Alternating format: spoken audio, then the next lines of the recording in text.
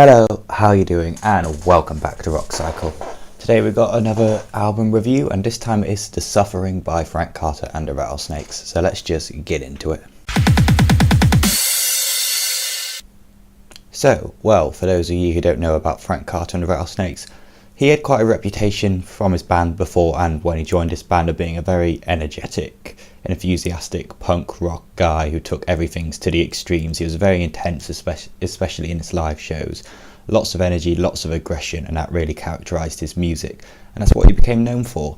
But this album has really marked quite a change for the band, and unfortunately for some people I'm sure it is a softer change.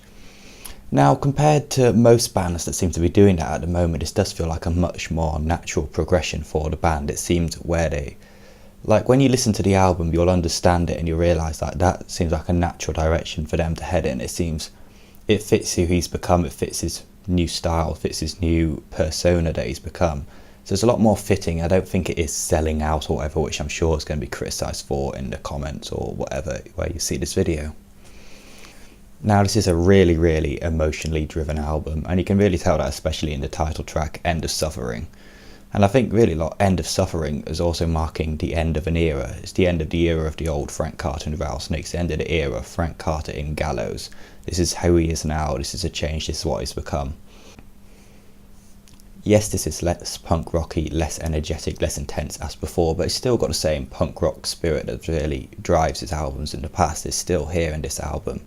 And that is especially clear in songs such as Kitty Sucker, which are really like, well, they're not super heavy, but heavy punk rock songs, even if they do have fully clean vocals, which some people like, some people don't, in this kind of music.